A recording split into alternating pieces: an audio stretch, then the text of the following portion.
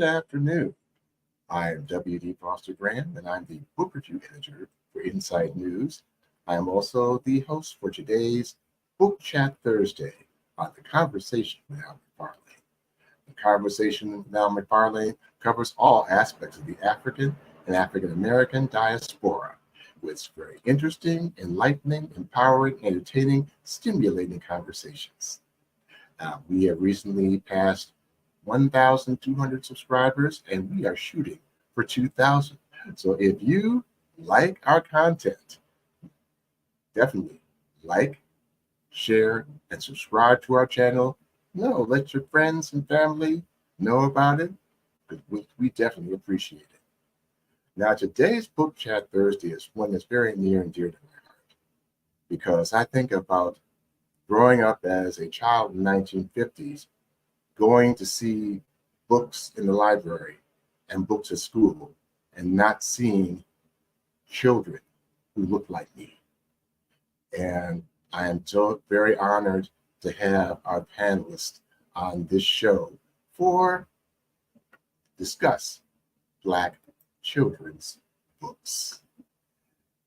Now, definitely, and when I think of that, I think of this African proverb, and says, until the lion tells his side of the story, the tale of the hunt will always glorify the hunter.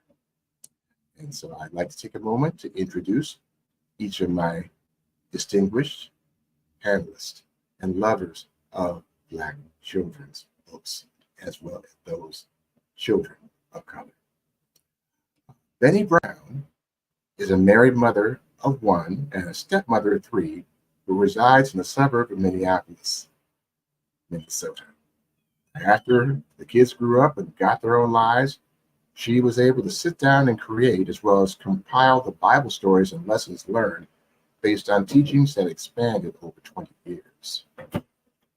Our next panelist is Lena Bee. And Lena Bee is an award-winning author and expert in early childhood education with over a dozen awards for her debut book, Naptime. Lena's writing focuses on social and emotional development, addressing adverse childhood experiences through poetic and captivating language. With her background as an early childhood teacher and center director, Lena crafts stories and resources for teachers and parents, equipping young children with essential preschool skills in kindergarten readiness. Lena books include lesson plans and activities for home and classroom use. She has just released her second book entitled My Rainbow Days. And this book explores the 7 colors of the rainbow, the 7 days of the week, and 7 big feelings young children experience every day. And her book, My Rainbow Days, is available at Books A Million, Barnes & Noble, and Amazon. And last but not least, our third panelist is Thomas Davison. He is a beloved children's book writer who has been capturing the hearts and imaginations of young readers for many years. With a passion for storytelling and a talent for creating memorable characters, he has become a leading voice in the world of children's literature. Inspired by his own experiences and the wonder of the world around him, Thomas creates stories that are both entertaining and educational, encouraging young readers to explore their own feelings and beliefs. Say, Thomas, Lena, and Bennie, welcome. As I say, welcome back to the conversation with Al McFarlane. Thank you. Very happy to be here. Thank you. Thank you. Thanks, WD. Wonderful, wonderful. So I'm going to start out because they say it's always a pleasure to have you back with you. I love children's books, as I mentioned, and the reason why at the very beginning. So that being said, I want to know, what have you been up to since the last time you were on the show? So any one of you can jump in. Okay, let's say. I'm a gentleman, so ladies first. Okay. Okay, I'll begin. Well, as you said, I just released my second book. It's called My Rainbow Days, and it is an exploration of Imani and the Fox and her daily schedule. And with this book, I've really worked to bring in the multi-generational aspect of children's books. I wanted to make sure that we are including parents and grandparents in the storytelling and making sure that from the cultural perspective of young African American children, we explore the fact that our moms and our grandmothers are still involved and in different ways culturally now than they were years ago. And so I'm celebrating grandmothers with this book. Oh, wow. Awesome. I am a grandmother Wow. of 10 myself, and so Oh, I have a lot of experience in that Oh, field. boy. Oh, wow. Well, I'll go next. yes. My goal and the in my heart, I really believe that the book that I wrote should be a TV series. So I've been working towards trying to manifest that particular desire. So I think that the stories, because they are short stories, I think they would easily be able to display and transfer over to a video TV type setting venue, and that's what I've been working on. Awesome, Benny. Yeah. Brother Yeah, trying to Thomas. discover what medium your particular project should be in is kind of a tricky thing, and Yes. sometimes you just really got to push after what you want to see as a visionary of your works, right? In order to see it Yes. manifest. Thank you for saying that. Yes, for sure. Yeah, but I'm sure you're on the right path if that's what God has put into your heart.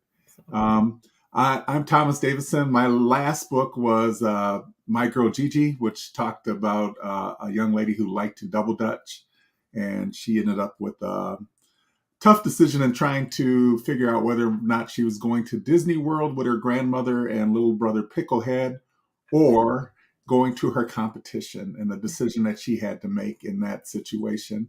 I'm continuing that as a series. My next book will be My Brother Picklehead. And it's about just learning about your reality, the world around you, and knowing that you can go as far as your imagination can take you. Mm-hmm. Amazing, amazing, Sure. amazing. Yes. When I read all your books, it inspires me since I'm in the process of writing my own children's book. So I give you a hat tip. Good luck. Thank you, thank you, thank you. Thank So you.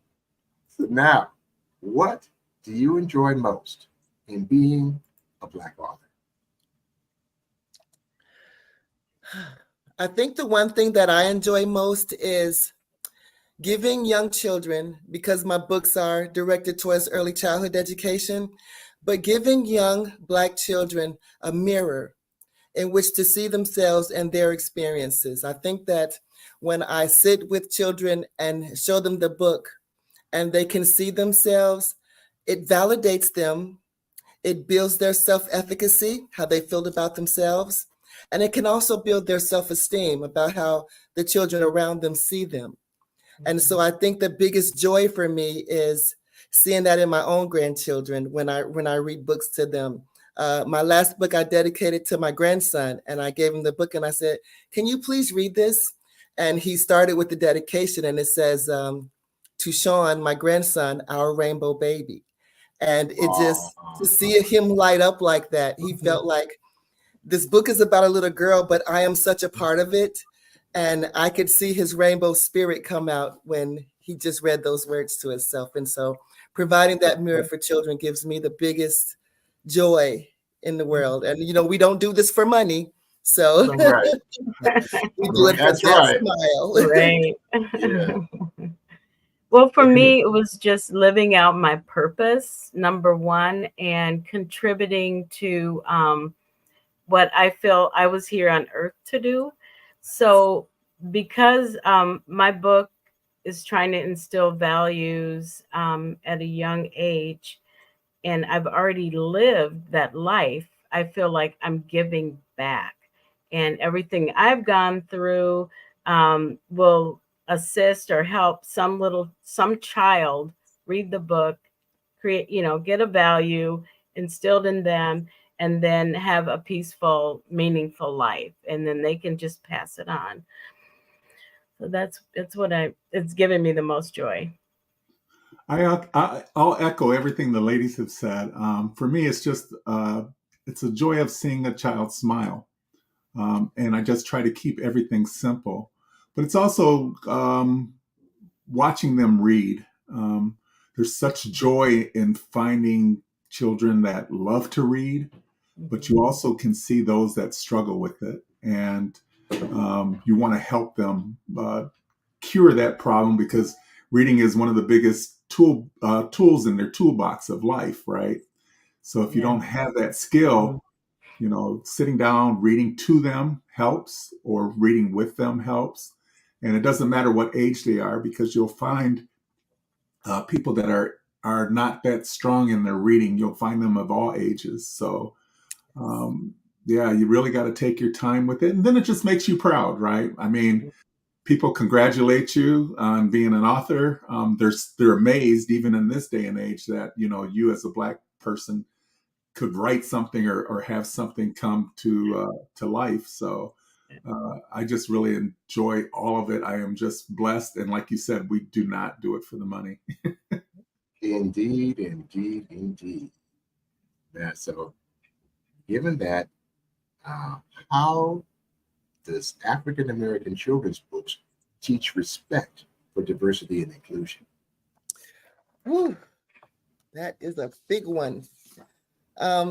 Well, I think initially, all children deserve to see themselves in literature. Every child should be able to pick up a book and open it and see something that represents them, their experiences, their life, and the people in their community. When we can read a book with a child that shows their own experiences, or even the experience of a friend, we are able to build a sense of sympathy and empathy among people. When children share their culture in a classroom or at home or in any setting, we encourage them to be able to have a conversation and to accept our differences and our likes. And I think that, there's a saying that everything I learned that was important, I learned in kindergarten. And I think it's because most times when we introduce children into these early childhood settings, we ask that they each bring in a part of their culture and diversity. And in sharing that, we can get them to really understand and accept each other's likenesses and differences. Thank you, Lena. Any?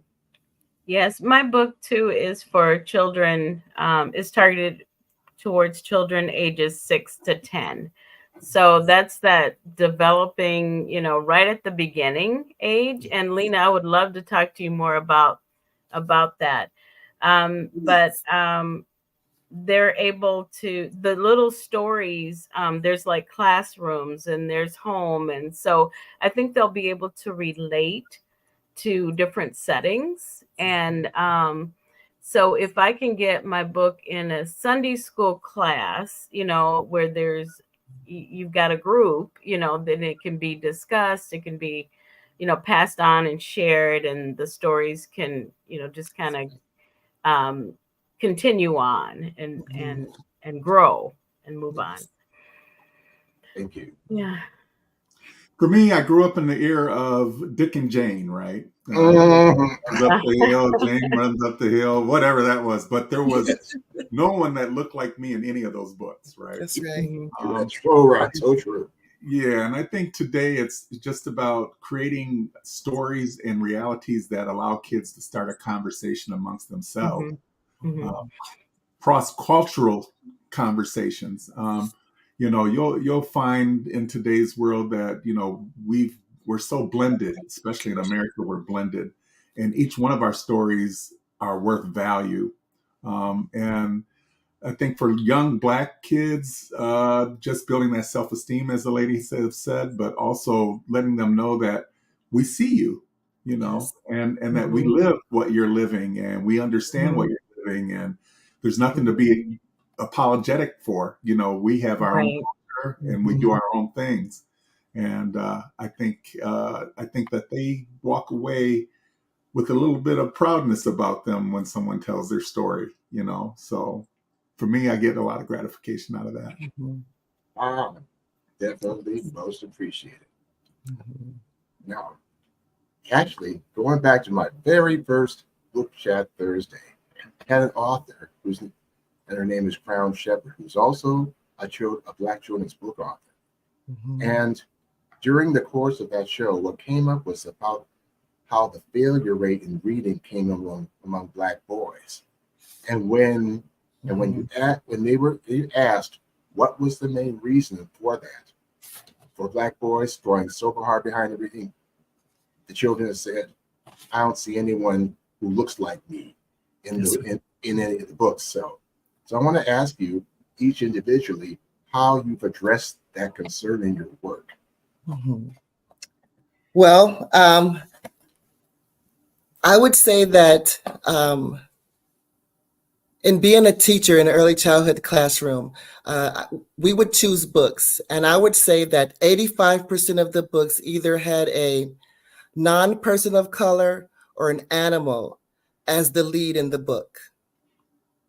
And so that was something that I wanted to change.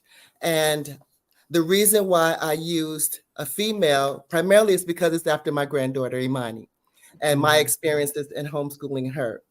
But in thinking about classrooms, there were not a lot of African-American girl leads. And if there were, they were either princesses or wanting to be a princess, or there was a stereotype of what that lead should be. There's a child, his name is Sidney Keys.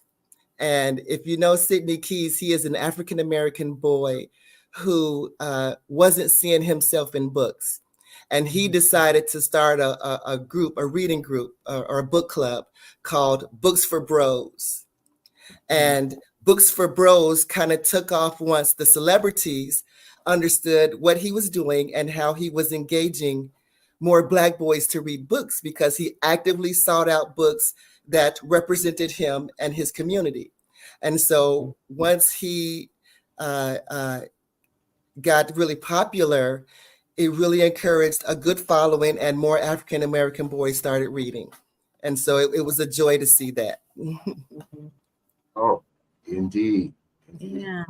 Almost the same here. I chose my character because the time I wrote the book, there wasn't a lot of African-American characters, that were in the book. So it's we were on the same mindset.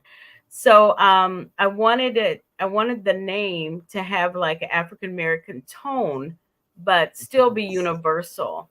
And so that's exactly, what I did. And then the stories, the stories are universal. So the situations that my lead character finds herself in could happen to anyone. So yeah, so that was my thought pattern.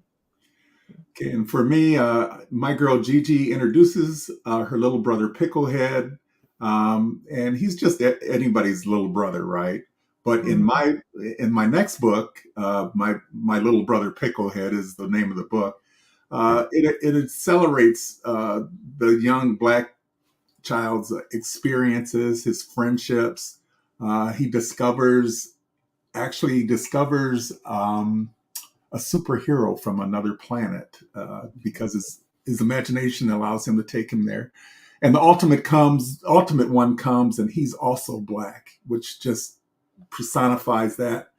I grew up reading Marvel comic books, as a lot of young Black youth did. That's probably what kept me reading, right? I mean, we'd read one, and then we'd have to wait till the next month for one to come out, the Hulk and Iron Man, all that stuff. But I think that there's still a market, or still a void there for young Black children to have superheroes that they can call their own and see things from their lens. So I'm hoping that I can get these written and get them published. But I'm self-publishing, which is a little bit more of a challenge. But I'm just stay at it, like you said. You just got to keep going. Oh, want to give a shout out to Michelle, one of our regular listeners and viewers. Hey, Michelle, it's good to have you back. Hi, Have you back Michelle. with us. Hi, Hey. Michelle. So, I too was a person reading comic books. I was reading Superman and Batman and Wonder Woman, and Supergirl, but not seeing any black superheroes. But of course, you think about the 1950s and 1960s. Okay, where are you? Where are you? Yes. But well, now they talk about Wakanda forever, Forever and ever. ever and ever. So Yeah. so You know, now- I grew up watching Zoom in the 70s. And I remember on Zoom is where I first saw The Amazing Spider-Man. Mm. And for a long time, my grandchildren didn't know what Spider-Man was until the Marvel series came out. And just recently, this last Spider-Man movie came out, and it's the Spider-Verse, where it has an African-American boy in the lead. And so now they are excited about Spider-Man. And we're sitting there, and I'm thinking about Zoom in 1972, and they're thinking about Spider-Man from 2024. And it's just that connect. That disconnect, all that in between that had to take place in order for us to be now again on the same page with superheroes. But it shows you also what Kamala has been saying, right? That we're more alike than we are different. Yes. Yeah. Right. Yes, So wanting to be that superhero, wanting to be something good, Yes. I think is important to every young person.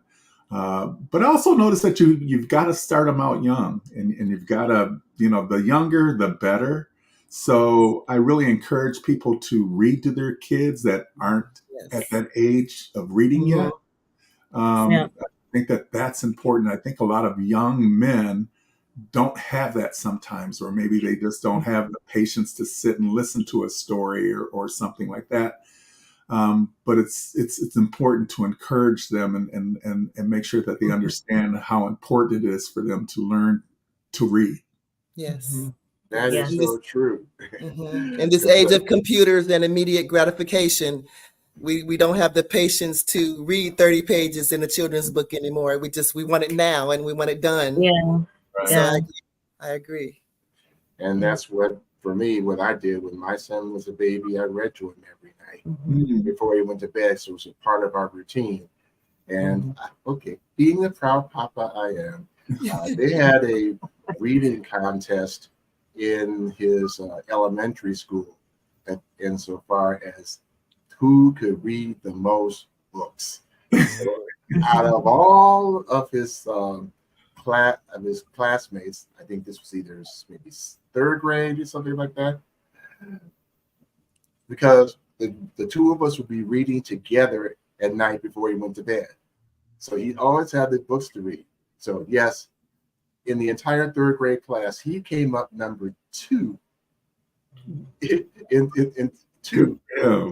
Yeah. And so he of course he wanted to be number 1. But I'm saying, considering how much we were reading, I said that's awesome. Yes. So I'd like to ask this too. Who were your mentors? Who were the ones that inspired you to travel down the road of definitely producing, writing, and sharing Black children's books? Well, WD, I come from a family of teachers. My mother is a teacher. I have 3 aunts that are teachers. Wow. My grandmother was a teacher. My great aunts are teachers. And I'll be honest with you, I tried to run from being a teacher. I wanted to be a lawyer and a doctor and everything except a teacher. And God said, no, you're going to teach. And so I think that in watching those women, not only read to me, but to read to other children. My grandmother was a teacher of special needs children, and where she performed most of their needs every day, from feeding them to cleaning them to escorting them on and off the school bus and being with them in the classroom. And she would, even if they were off in their own space, she was still there and reading and reciting, and they were hearing her in their own time and in their own doing. And I just thought to myself, wow, she's reaching people. She's reaching these children. Even if it doesn't seem like she is, she is. Mhm. And I think that my mom had high school children. And, being early childhood, I said, "Ooh, that's a different breed of folks." And so even in her teaching them, she had English classes and she would assign readings to them, and she was so excited about the books that she was going to present to these high school kids that they became excited about it also. Mhm. And Mhm. so I think after I retired from teaching, I said, I want to make sure that I'm putting into early childhood classrooms what I didn't see there. And that was books about little Black girls and little Black boys written by Black authors, not just the big ones that got thousands of copies sold, but the ones that sit on the bottom shelf in the bookstore, because those are stories. And those are the stories that the children need to hear, as well as the stories that sold millions of copies. So Mhm. that's my motivation. Very nice. Yeah. Wonderful, wonderful. I grew up in a really small town in Arkansas, so there wasn't a whole lot to do. But my teachers were they were excellent teachers. So reading was just always forefront. It was expected. So I really appreciate my education that I received in grammar school back then, because it's like Thomas said, it starts off young. Once you start off reading and enjoying it, and in a small town, and you just continue those habits and those expectations and those disciplines, and throughout your life. That is so true. So good teacher. Okay, so for me, it was my parents who both felt like they were undereducated as far as schooling goes, but always challenged me to be better than they were, or get more education than they had. So it was important for me to try to do that at a young age. Try to pay attention to the movies that tell you don't do this, don't do that, don't do this, and that sort of thing. So I became probably one of the squarest kids in class, right? Because I was always trying to do the right thing, To this day, I can pull up a picture of myself with my little badge on from being a patrolman and that sort of thing in the 6th grade, and I was proud of that. Education and knowledge is something that no one can ever take that away from you. So to be that person, to be able to help others, and to help them get along, get above where they were, and things like that. I commend your mother for taking that challenge on with people, but it's very gratifying and rewarding to yourself too, to know that you've helped someone. That's right. That's true, and that's so appreciated. Now, Benny, I have one question for you, because Yes. the ABCs, Yes. I love the way you weave scriptural teachings into the book. So what has been the response to your book? Because that is so important. Yes. I think that some of the younger children, it's like it's all about the story. I'm not sure if they're really connecting the scriptures, but if the book is in a Sunday school setting, I'm hearing, this relates. So the Sunday school teacher can can take the scripture and then just impact it and go into it a little bit deeper. So that's important. But two different things, the kids' point of view, their perspective, and then the teacher's point of perspective. I did receive a review from a mother that said, I learned something from this book. So even though it's directed towards the children, the stories are so relatable that I think that anyone can get a inspiration and encouragement from the story. And then, as an adult, you look up the scripture, you can even read further and get a better impact on what the scripture is. Yeah, I So, like yeah, it. it limits the book because of the because of the fact that it is I don't want to say religious, but it does have scriptures and it is biblical. So it puts it in a totally different category. I'm, navigating through that. But for me, that's what I wanted it to be, no matter where it lands. That's the tone and the message that I need to get out. You're doing God's work. That's all. Yes. Indeed, And you indeed, mentioned, indeed. Thomas mentioned self-esteem, and that was like the first story that I wrote, that S was for Yes. self-esteem. So yeah, just wanted to throw that out there. Wait. Most appreciated. Yeah. So this is something that we've, part of us have heard things about news and those sort of things. But how have book bans affected African American literature? So, especially for BIPOC and Black and Brown people and the LGBT community, they've been targeted the most in book bans. The large percentage of book bans that have been registered are registered by people who haven't read the book. And so that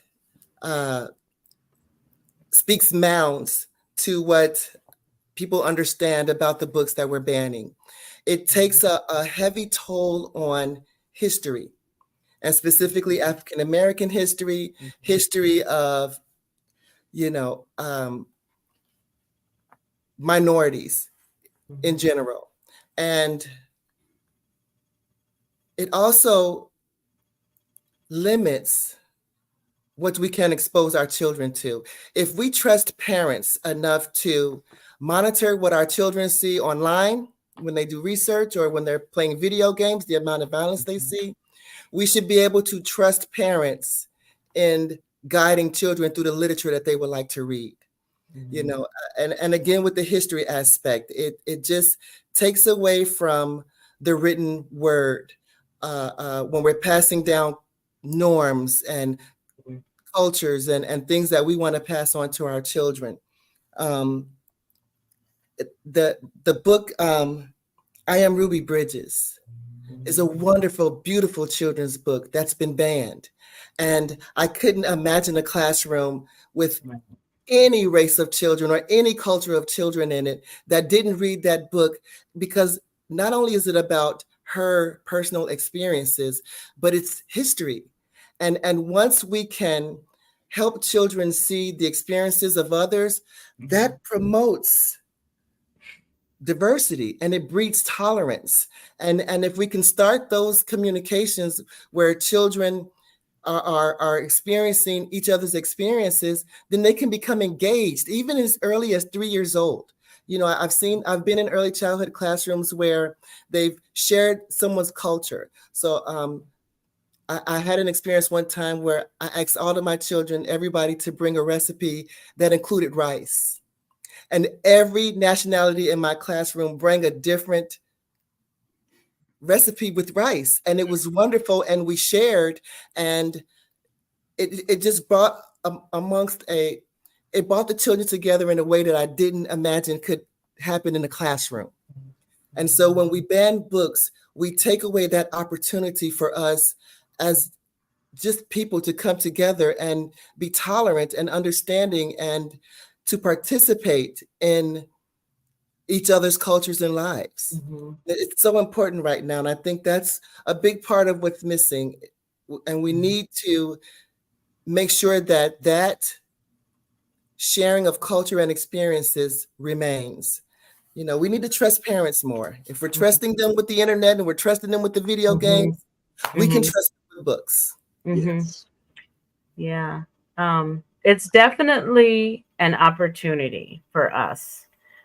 We all have to stick together. It takes a village. So we're going to have to come up with some creative ways to continue with, the history that we learned, the history books. And I don't know what that's going to look like, but I do think that it's an opportunity. And I don't know who's going to get involved, but we have to find a way. We have to find a way. Parents, I mean, even, I just don't know. But we've got to find a way to get. We have to put all the books on TikTok. I don't know, and however we can get the children to be able to have access to history. Yes. Oh, yes. Yeah, I don't know. Yeah, I feel like the truth is sometimes a hard pill to swallow for some. Depends on what that truth is, but it's important that it be told. It's important for our kids to learn the truth in America. I mean, it wasn't until maybe a year or so ago that I was doing some reading and I found out that there were like 14 million slaves.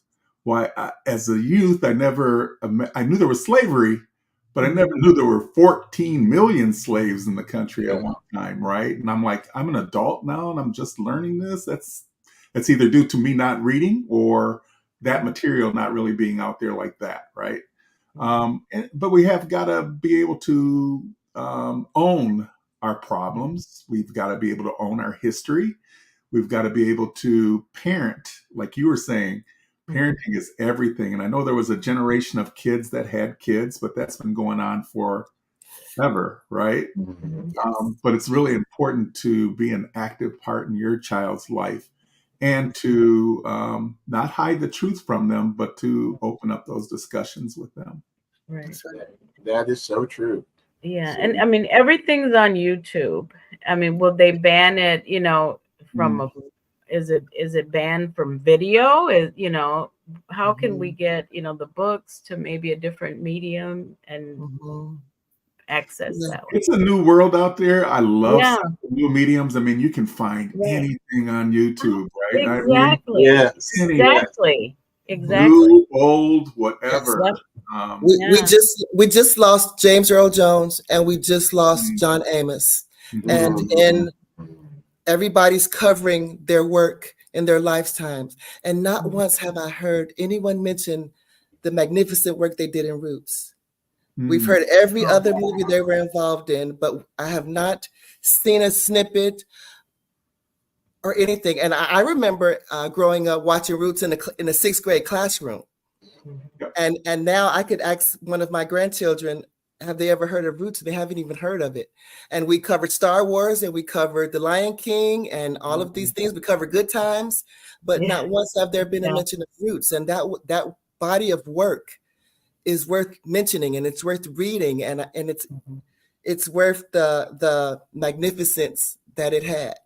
That is tough to swallow for some. What if there was a streaming channel of just history? You know how we have Netflix and a streaming channel of Black history. We have a history channel. Yes.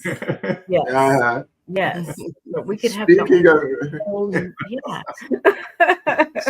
of that, I just came across this by accident because you're looking for Black history and a brother who is Jamaican born, but he's living in the U.S., produced a Black gay history channel in terms of representation matter. And again, I'm looking at it. Okay. Wow, I didn't know. These are things I didn't know about.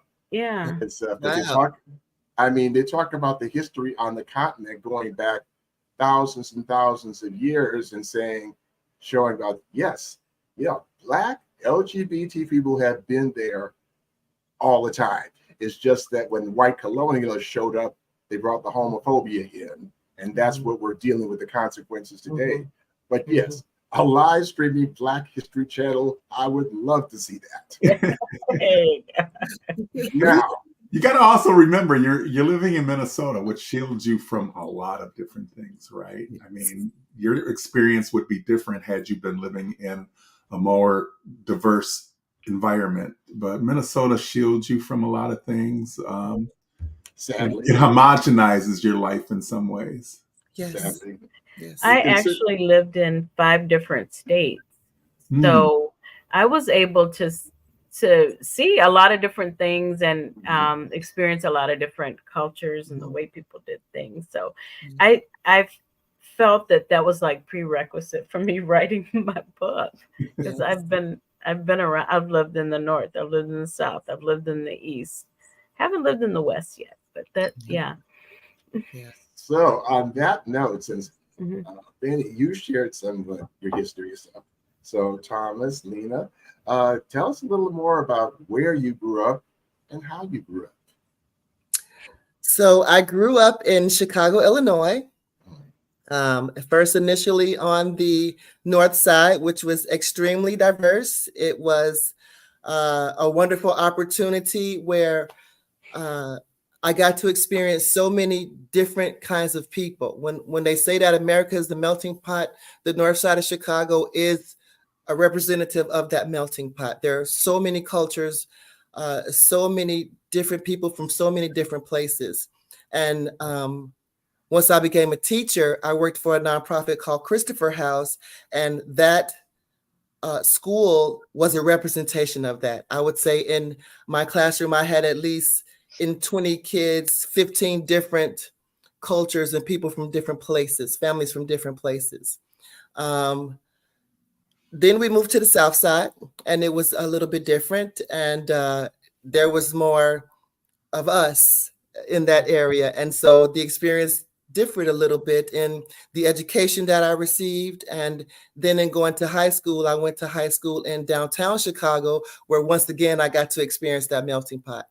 And so I think that has helped me as an adult and in writing books that are for African American children, yet any child can read it and experience and benefit from it and even see themselves in it. So I just had an experience where I had my book Naptime. Now, this book has won 14 awards, and I got it put in a bookstore here where I live in Duluth. And they called me recently to come and pick it up because it had not sold. It sold one book, and that book was bought by my husband. And so in the demographics of things, I think that I'm not sure how that helped me or hindered me in thinking that I could sell a Black book in a community that didn't have a lot of diversity, but it's been humbling. It's been an experience. So, but yes, my upbringing was very diverse, and I got to see so many people. And I married my husband, and he's in the military. So we've lived in 8 states, and the ability to see cultures and to have traveled the world has been a wonderful experience. And I think it's brought me full circle. Amen. Well, for me, I was born and raised here in the Twin Cities, St. Paul, specifically in the Midway area. But my experience as a youth was we were bused out to the Como neighborhoods, those school systems out there. And to be honest with you, the people out there didn't want us out there at that time, right? Well, and weren't apologizing for not wanting us, just you know, there was a lot of interaction, a lot of fights. I remember having white friends when I was in elementary school, but when we made the jump to junior high school, they let me know that they would no longer be my friend, that they had to, because of their parents' derivatives, to tell them you can't be friends anymore, that sort of thing. I remember walking to school one morning, and as you walked up the hill, you ended up in the baseball field, which led to the school. And there was something written in big letters on the school. And as I got closer, it was "Nigger season opens today, no limit." And I remember that. And that was in response to a young lady who some people just jumped on her the day before for no reason and that sort of thing. So you had a lot of that stuff going on back and forth. There were lines, certain lines you just didn't cross, certain areas and neighborhoods that you didn't cross. University Avenue in St. Paul was a line that the whites would not cross over because they knew that that was all of ours. But at the same time, Rice Street in that area was theirs, and you didn't go up there unless you wanted to deal with the Hells Angels and that sort of thing. So it was interesting. My dad taught me, though, that he was a guy that could communicate with anyone. So he'd take me fishing a lot and that sort. And we would just meet and greet people, be yourself. Don't let anyone steal your joy. Don't let anyone define you. And those things, those principles that he instilled in me, I think have helped me even today. So awesome. Well, yeah, we all come from very diverse backgrounds. Yes, Thomas. I was on the other side of the river, and I knew blacks did not go to Northeast Minneapolis. Oh, Northeast. You didn't go there. No, and then and of course, they were more vocal about it than if you went to Southwest Minneapolis. Right. Yeah, that was a different thing. So I trust that all of you have copies of your books, because I'd like each of you to share a little excerpt from your work. I'll let the ladies go. I gotta go grab one. Hang on a second. That's okay. Okay. Would you like to start, Bennie? Oh, sure, I can start. So my book is entitled ABCs of Life Stories of Tamika. There is a letter for each word of the alphabet. So it starts from A to S, or A to Z. And I'm going to start with the letter S. And it's for self-esteem. So here we go. Tamika started every Saturday morning with a bowl of cornflakes, piled high with sugar and milk. She was careful not to wake her little sister. She knew that if her sister Tasha woke up, there would be no way she could let her watch the tall ladies with the long dresses on TV. Tasha wanted to watch those dumb old cartoons. Cartoons are okay sometimes, but not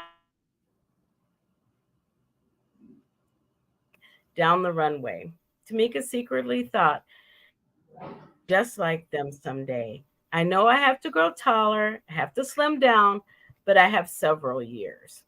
An hour later, Tasha came downstairs and saw Tamika staring at the TV set with wide eyes and mouth open. Tasha went directly to the TV and turned it off. Tamika immediately snapped out of her supermodel fantasy as Tasha began teasing her. You're too fat to be on TV. Tamika felt bad because she always felt fat, but she knew how to hold back the tears. At school, there were times that Barry would make jokes that hurt her feelings. And at school, there were times that she felt like a large girl and it was called Miss Piggy. And the skinniest girl, Courtney, was called Olive Oil. Why do I have to go through this torture at home and at school? Tamika thought. I'll show them. Someday I'll be on TV like all those beautiful ladies. Sunday morning came early. Tamika woke up thinking tomorrow is school already. Boy, my weekend is almost over. Back to school, back to the teasing. Well, I better get up and get ready for Sunday school. I don't want to be late and have Mrs. Davis mark me tardy.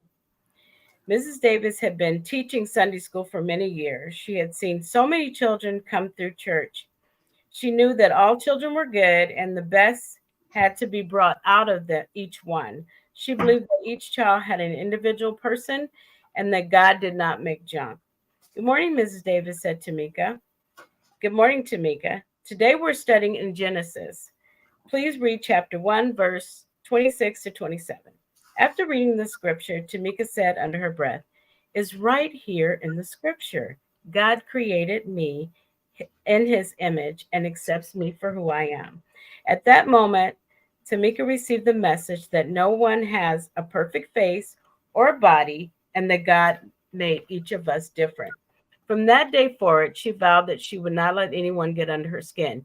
She thought, the next time they call me fat, I will tell them, God don't make junk. After all, God gave me a talent to sing. When Tamika got home that morning, she told Tasha that she forgave her for calling her fat yesterday, even though it hurt inside.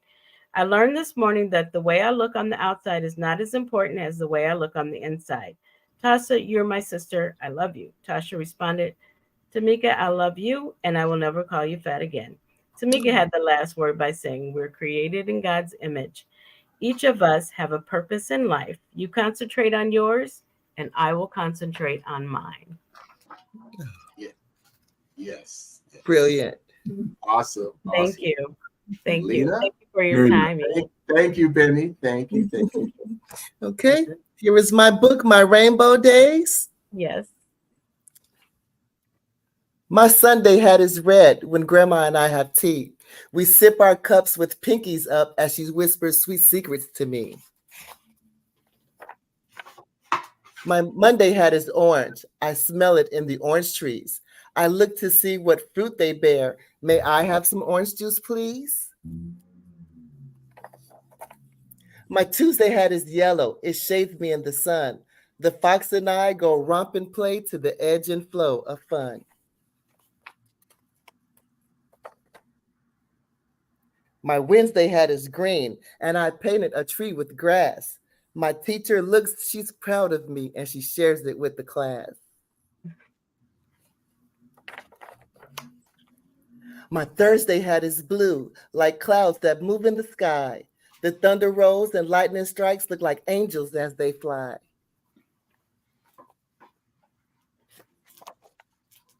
My Friday hat is indigo, like a ribbon black with stars.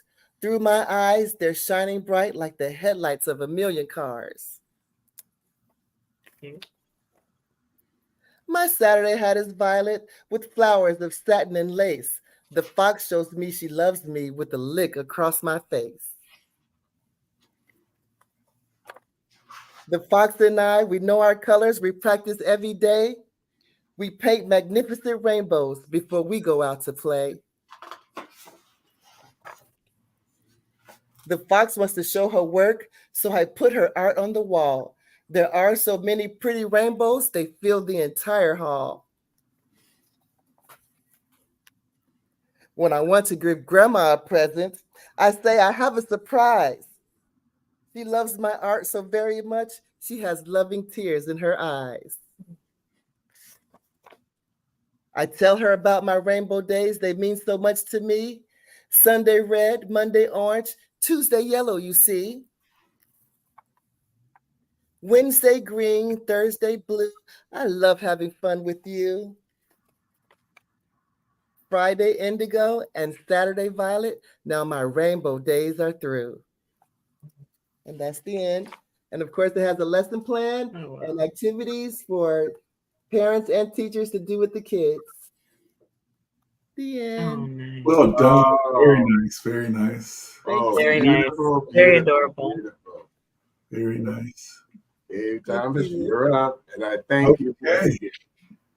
again. So this is my girl Gigi. I don't know if you can see it or not. And I'll just read a little bit here.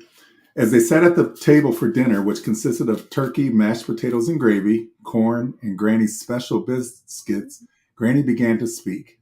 I'm an old woman, but I'm not too old to experience new and exciting things. I have saved money most of my life by putting a little bit away each week until I have had enough to reach my goal. Well, that day is today. My goal has been reached, and I'm taking you both to Disney World. Both kids began to scream with excitement, Disney World! Picklehead then jumped up and started to dance. I'm going to Disney World! I'm going to Disney World! He proclaimed. Gigi was also excited and raised both arms in the air as if she had just won the lottery. When do we leave? Asked Gigi. The second Saturday of next month, replied Granny. Just then is when Gigi's arms began to deflate slowly until they rested by her side. With tears filling her eyes and a crackle in her voice, she says quietly, I can't go. I have the double dutch competition and I can't miss it. She then runs to her room and closes the door. Granny is left at the table with Picklehead staring at one another in silence. Granny had made the mistake of booking their dream vacation on the same day as the double dutch competition. What are we going to do? Picklehead asked Granny with a quizzical look on his face. Are we just not going to go? Granny took a deep breath and then took a deeper breath, releasing it slowly. Things will work out somehow, she said, to try and comfort Picklehead. Granny went to Gigi's room to console her, but she had cried herself to sleep. A very long day of excitement and heartache had come to an end. And I'll leave it there. All right. No, more to come. Well, I give a hand to all of you. You have some you have your amazing talents and gifts for children's books. So now, for our viewers, where can we purchase your books? So my books are available on Amazon, and Books A Million, and Barnes & Noble online. We are working towards Target and Walmart, but not yet. And also, if you send me an email at booksbythebee@gmail.com, I will send you an autographed copy with an Imani doll to go with it. Oh, very nice. My books are available at www.booksbybennie.com, and they're also available on Amazon and Barnes & Noble. And my books are at www.mygirlgigi.com. I have not explored, well, I used to explore Amazon a little bit. I do have a second book. It is Daddy, Can You Hear Me? I got to always give a shout out to Daddy, Can You Hear Me? It's my first book. Yes. And it's, to me, it's a treasure. But yeah, I'm still trying to grow my marketing and that sort of thing, my marketing strategies, because it is tough. But yeah, www.mygirlgigi.com. This is what you'll be greeted with. Let's be Oh, GG. nice. Hey. Thank you. Thank you. So Yeah. now, in our closing minutes of the show, I asked a question that I'm going to ask all of my authors. What advice would you give your 13-year-old self from where you are now? I would say, Lena, write those books and write them right now. Take an art class so you can draw that texture of hair that you're so desperately seeking to portray in your books, and do it all right now. I agree with Lena. I waited 20 something years, and I just probably could have went, done it a lot sooner, a lot faster, but I guess better late than never. But don't ever give up. Follow your dream, follow your passion. And for me, I would grab myself by the shirt collar and say, believe, just believe. That's right. And make it happen. Or as Nike says, just do it. Truly, just do it. I think that we all probably share the same experience that we come from, that we never imagined that we could do it. Yes. And we've got to get over that hump, because it is possible, and the universe will make it happen if it's to be. And thanks to WD, we can all be together and network and network, love each other, right? and encourage each other to write more books. Yeah. Thank you, WD. I hope to have a relationship with all of you after this. So, definitely. I've enjoyed this hour. Thank you. Yeah, they say we could probably continue for another hour. I think so. Indeed, it has definitely been such a pleasure to have all of you together, so we can talk about passion that we have, that we love for the children's books. It was just said earlier, we don't do it for the money. We do it for the joy and the love that we have to inspire children, to engage them, and say, hey, and I guess it is important that we start early. Yeah. And just if I will put my advice to my 13-year-old self was in three things. One, you're never too old or too young to achieve your dreams. Two, believe in dreams and never give up, because just because it didn't happen in 5 seconds doesn't mean it's going to happen down the line. And one other thing I did say is, and when you do become that success that you achieved, to find a way to pay it forward. And so we are going to close for now, but I do want my authors just to stay online afterwards. But this is W.D. Foster Graham for the Conversation with Al McFarlane, and guest special shout out to our guests Lena Bee, Bennie Brown, and Thomas Davison. See you in the next go round. See you next go round. Bye-bye.